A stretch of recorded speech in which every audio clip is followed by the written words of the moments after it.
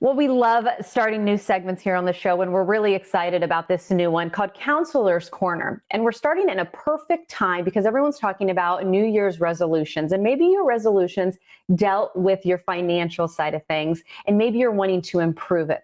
Well, let's go ahead and welcome in our new guest, attorney Alan Borden, to the show, which, Alan, we're so excited to welcome you. I know this is going to be a regular segment to help the viewers out there. So how are you?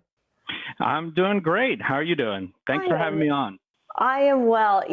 This is such important information. And I know Carly and I both love being able to help people who are watching us from their homes. And when it comes to finances, we've been taught sometimes we don't like to talk about it, or people need to feel ashamed if maybe their finances aren't looking what they want them to look like. What's the first message you want to get out there today and how people can really make this year a year of change? Yeah, I think with everything that's going on, the pandemic, the unemployment, things that we're going through as a country, if you're going to take this year as a year to start anew, this is the perfect time to get that fresh start financially. And one option for people that is out there is to file a bankruptcy. A lot of people have a lot of misnomers, a lot of myths about the bad things about filing bankruptcy, and they stay away from it. But I wanted to give some time to kind of explain that, walk through that with people, and show them how good bankruptcy can actually be. I think there's a negative connotation with it sometimes, but it can be an answer that a lot of people need when it comes to their finances. So let's first start talking about how it is a realistic option. Who is filing bankruptcy a good option for? Yeah, so really it comes down to your personal situation, where you're in a place where either you can't afford to pay your regular household bills, the roof over your head, your car, your food. If above that, you can't pay anything else, regardless if it's $20,000 in credit card debt that you have, or $100,000 in medical debt.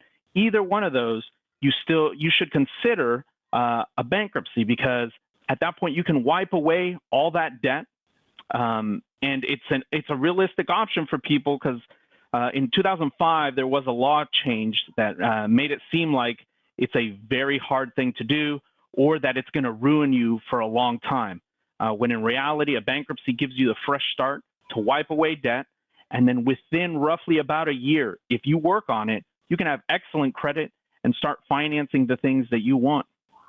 I'm glad you brought up credit, because I think that's a lot of times, at least I know that's where my mind goes. Well, if you file bankruptcy, that's going to affect you for, the next 10 years. You're saying that's not the case.